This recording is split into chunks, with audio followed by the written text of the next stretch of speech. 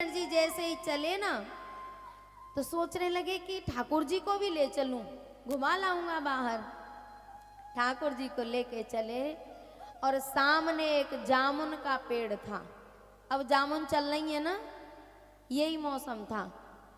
जामुन का पेड़ था, हाथ में ठाकुर जी लगे। अब बालक बुद्धि, मन हुआ कि जामुन खा लूं, पर खाएं कैसे? छोटे से थे, विशाल वृक्ष था। आव गिनाना ताव ठाकुर जी को लेके जामुन तोड़ने के लिए फेंक दिया। जैसे बालक पत्थर मार मार के फल तोड़ते हैं ना, सुतीक्षण जी ने ठाकुर जी को ही जामुन तोड़ने के लिए फेंक दिया। और प्यारे, जिसको भगवान के चरणों में प्रेम हो गया है, जिसको भगवान की भक्ति मिल गई है, उसके मन में यदि ये छोटी छोटी कामनाएं आ गई ना, तो फिर वो भक्ति चली जाती है। परसों चर्चा चली थी ना, परसों के कल, बिन संतोष न काम न साई, और काम अछत सुख सपनेऊ नाई। ठाकुर जी की सेवा मिल गई, संतों का सानिध्य मिल गया, और संतों में भी अगस्त ऋषि का, लेकिन छोटी सी कामना। अब जामुन तो दो चार नीचे आ गई, लेकिन ठाकुर जी सरोवर में चले गए। जामुन का पेड़ सरोवर के किनारे था, तो ठाकुर जी सरोवर में चले गए। अब जामुन अच्छी नहीं लग रही, अब जामुन अच्छी नहीं लग रही। अब सोच रहे हैं, हे परमात्मा, गुरुजी आएंगे तो मैं जवाब क्या दूंगा, क्या बताऊंगा कि ठाकुर जी कहाँ गए। उन्होंने सोचा कि चलो तब तक बचने का कोई उपाय तो करूं। एक बड़ी सी जामुन लेके और ठाकुर जी के स्टैंड पे रख दी। गुरुजी आएंगे तो कह दूंगा ये रहे ठाकुर जी। अब 2-3 दिन बाद गुरुजी आए और खुद भी उस जामुन की पूजा करते हैं, अभिषेक करते हैं, और जब जामुन पे चिकनाई लग जाती है तो वो और ज्यादा चमकने लग जाती है। गुरुजी ने देखा ठाकुर जी तो बड़े चमक रहे हैं, थोड़ा दूर से देखा, बोले बड़ी चमक मार रही है ठाकुर जी पे। तो आवाज लगाई, सुतीक्षण। सोचने लगे गुरुजी को पता चल गया। आए, हाँ गुरुजी। बेटा, ठाकुर जी तो बड़े चमक रहे हैं। हाँ गुरुजी, मैंने मन से सेवा की है ना। अब सुतीक्षण जी तो चले गए, गुरुजी सोच रहे हैं कि मेरा पूरा जीवन हो गया सेवा करते करते, पर ठाकुर जी पे ऐसी चमक तो कभी नहीं आई। मन नहीं माना, देखने के लिए गए, और जैसे ही ठाकुर जी को उठाया हाथ में, तो ठाकुर जी में उंगलियां घुस गईं। क्यों? 3 दिन में जामुन अंदर से सड़ गई, बाहर तो चमक रही पर अंदर से सड़ गई। और जैसे ही उंगलियां घुसी तो गुरुजी के क्रोध का ठिकाना नहीं रहा। आवाज लगाई, सुतीक्षण। अब समझ गए, पक्का पता चल गया। हाँ गुरुजी। मेरे ठाकुर जी कहाँ हैं? बोले वो बैठे तो हैं। बोले मेरे ठाकुर जी गल कैसे गए? सुतीक्षण जी ने कहा, गर्मी का समय है और आप कह के गए थे कि मेरे ठाकुर जी की अच्छी सेवा करना, और मैंने बार बार स्नान कराए, बार बार चंदन लगाए, पुण्य पुण्य चंदन पुण्य पुण्य पानी, और ठाकुर गल गए हम का जानी। मैंने तो बार बार स्नान कराया, चंदन लगाया, अब ठाकुर जी गल गए तो मैं क्या करूं? गुरुजी ने कहा, बोले इसी वक्त मेरे आश्रम से बाहर। सुतीक्षण जी ने कोई सफाई नहीं दी, कोई तर्क वितर्क नहीं की, हाथ जोड़ के आंखों में आंसू भरे और बस बोले, गुरुदेव मुझे आना कब है, वापिस कब आऊं? गुरुजी ने कहा, जिस दिन मेरे ठाकुर जी को साथ लाए ना, उसी दिन आश्रम में आना, नहीं तो मुझे मुंह मत दिखाना। बोले ठीक है। और सुतीक्षण जी रोते हुए आश्रम से बाहर निकल गए। लेकिन अब ये जो संत होते हैं ना, गुरुजन होते हैं ना, ये सारी कामनाओं का नाश करते हैं। तभी तो कहते हैं गुरुर ब्रह्मा गुरुर विष्णु गुरुर देवो महेश्वर गुरुर साक्षात परम ब्रह्म तस्मै श्री गुरुवे नमः। गुरु को ब्रह्मा क्यों कहते हैं? गुरु के 4 मुख तो है नहीं। श्री हरि क्यों कहते हैं? उनके 4 भुजा तो है नहीं। शंकर क्यों कहते हैं? उनके 5 सिर तो है नहीं। फिर क्यों कहते हैं गुरुर ब्रह्मा गुरुर विष्णु गुरुर देवो महेश्वर? प्यारे, ये जो गुरु होते हैं ना, वो हमारे अंतःकरण में सद्गुणों की सृष्टि करते हैं। जो सद्गुण होते हैं ना, अच्छे गुण होते हैं, उनकी सृष्टि करते हैं। इसलिए गुरु ब्रह्मा है। ब्रह्मा का काम क्या है? सृष्टि का निर्माण करना। और गुरु हमारे अंतःकरण में सद्गुणों की सृष्टि करते हैं। गुरुर विष्णु, विष्णु भगवान का काम है सृष्टि का पालन पोषण करना। और गुरु उन सद्गुणों का पालन पोषण करते हैं, इसलिए उनको श्री विष्णु कह दिया। गुरुर देवो महेश्वर, बोले महेश तो संहार करते हैं, फिर गुरु तो कोई संहार करते ही नहीं है। बोले करते हैं। काय का संहार करते हैं? दुर्गुणों का। जैसे आप लोग फसल करते हो ना, अब सरसों बोएंगे, बारिश हो जाएगी तो, है ना। सरसों जैसे ही थोड़ी सी उग आती है तो आप उसमें नराई करते हो। क्यों? नराई की क्या जरूरत है? उसमें तो खाद पानी दे दो, अपने आप सरसों बड़ी हो जाएगी। सही है ना प्यारे? अगर बिना नराई के खाद पानी दे दिया ना, तो सरसों तो होगी नहीं, और खरपतवार इतना हो जाएगा कि फिर उस खेत में सरसों ढूंढने से भी मिलने वाली नहीं है। ऐसे ही गुरु पहले अपने शिष्य के, भक्त के अंतःकरण के विकारों को नष्ट करते हैं और फिर उसमें खाद पानी देते हैं सत्संग का। अब गुरुजी ने देखा कि भगवान की भक्ति मिलने के बाद भी और सुतीचरण के अंतःकरण में ये कामना है, और तुच्छ सी कामना जामुन खाने की, अभी ये नष्ट नहीं हुई हैं। और प्यारे निवेदन कर दूं, जब तक हम इन इंद्रियों को बस में नहीं करेंगे तब तक परमात्मा मिलने वाला नहीं है। जब आप लोग कथा सुनने बैठते हो ना, तो एक बीड़ी का टुकड़ा तुम्हें कान पकड़ के उठाता है कि बेटा खड़ा हो, हाँ या ना। कान पकड़ के भगवान की कथा रूपी अमृत में गोते लगा रहे हैं, और यहां से बीड़ी का टुकड़ा कान पकड़ के उठा ले जाता है कि चल खड़ा हो, पहले मुझे पी। जो इन छोटे मोटे विकारों को नहीं छोड़ पा रहे, मैं देखती हूँ जैसे आरती के लिए खड़े करती हूँ ना, तो ये टाटा के पीछे जाके और क्या धुआं लगाते हैं, और ये सोचते हैं इसे दिखाई नहीं दे रहा। प्यारे, जब हम इन छोटे छोटे विकारों को नहीं छोड़ पाएंगे तो फिर बड़े विकारों को कैसे छोड़ेंगे। तो गुरु किसान की तरह हमारे अंतःकरण की नराई करते हैं।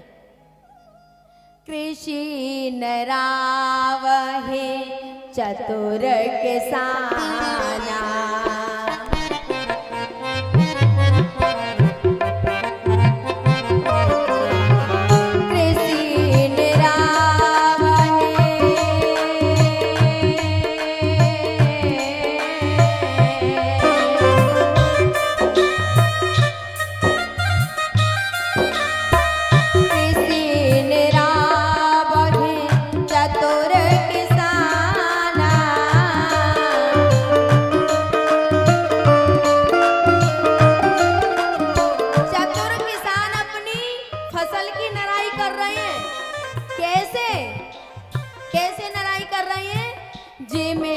उदता जाए मोह मद माया।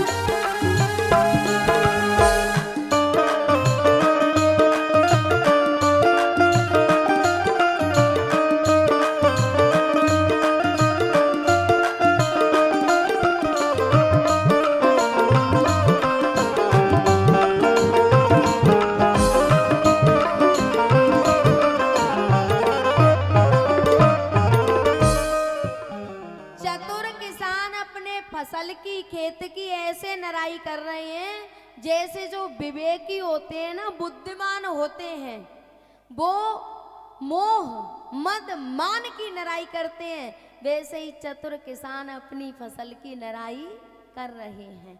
और ये गुरु अपने शिष्य के अंतःकरण की निराई करते हैं। बात समझ में आ रही है ना?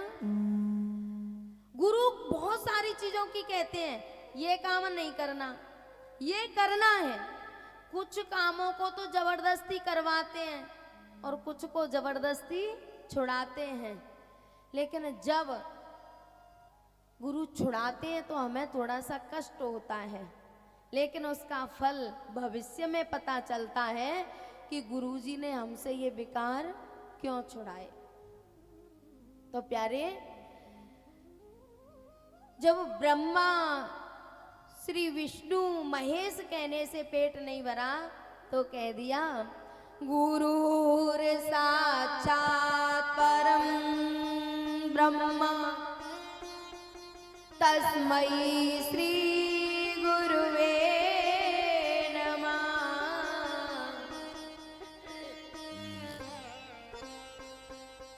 भैया, यदि हम बिना गुरु के साधना भी करते हैं ना, तो वो साधना भी रिएक्शन कर जाती है। रिएक्शन समझ रहे हो? जैसे एक बात बताओ, घी खाना अच्छा है या बुरा? अच्छा है। और शहद खाना भी अच्छा है। दोनों ही बल बुद्धि प्रदान करने वाले हैं। लेकिन यदि बिना गुरु के, सदगुरु वैद्य वचन विश्वासा, गुरु है वैद्य, बिना गुरु के, बिना वैद्य के, और हमने समान मात्रा में शहद और घी खा लिया तो क्या होगा? बहुत बल बढ़ जाएगा, क्योंकि एक तो घी का बल और दूसरा शहद का बल। अब दोनों बल इकट्ठे होंगे तो फिर बहुत ताकतवर हो जाएंगे ना? नहीं होंगे प्यारे। ऐसा विष बन जाएगा, ऐसा संकिया बन जाएगा कि फिर प्राणों के लेने के देने पड़ जाएंगे। ऐसे ही साधना भक्ति अच्छी बात है, लेकिन बिना गुरु के मार्गदर्शन में यदि साधना भी की तो वो रिएक्शन कर जाएगी। क्योंकि गुरु कुछ चीजों को छुड़ाएंगे, कुछ थमाएंगे, और हमें ना तो ये पता है कि छोड़ना क्या है और पकड़ना क्या है। समझे न पाए झूठे का साचा, बिना गुरु के तो हम कहते हैं देखो महाराज, हम तो ग्रस्त जीवन में रह रहे हैं और ग्रस्त जीवन सबसे बड़ा है। कहते हैं ना, ग्रस्त जीवन सबसे बड़ा है। माना कि ग्रस्त जीवन सबसे बड़ा है, लेकिन यदि नियम से नहीं रहे तो फिर वो ग्रस्त जीवन ही विनाश का कारण बन जाएगा। तो प्यारे, गुरु का मार्गदर्शन होना बहुत जरूरी है। और सुतीक्षण जी को गुरुजी ने इसलिए आश्रम से निकाला, बोले इतनी अच्छी स्थिति होने के बाद, भगवान की भक्ति मिलने के बाद, दिन रात सत्संग मिलने के बाद, और एक छोटी सी कामना ने कहां से कहां पहुंचा दिया। ठाकुर जी सरोवर में ही चले गए, बोले जाओ, जब ठाकुर जी को लेके आओ तभी इस आश्रम में आना, नहीं तो आना मत। सुतीक्षण जी हाथ जोड़ के चले गए प्रणाम करके, और अब वो मन से भजन कर रहे हैं। मन क्रम बचन राम पद सेवक। अब मन कर्म वचन से भगवान की भक्ति कर रहे हैं। राम जी जा रहे थे अत्रि ऋषि के आश्रम से पंचवटी की तरफ, तो रास्ते में याद आया कि मेरा भक्त सुतीक्षण है, उसको दर्शन दे दें। और सुतीक्षण जी से किसी ने आके कह दिया, बोले भगवान आ रहे हैं।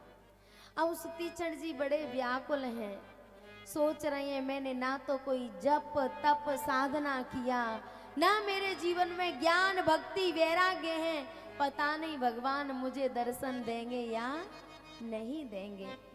अब विधाता से प्रार्थना कर रहे हैं, हे बेधि दीन बंधु रघुराया,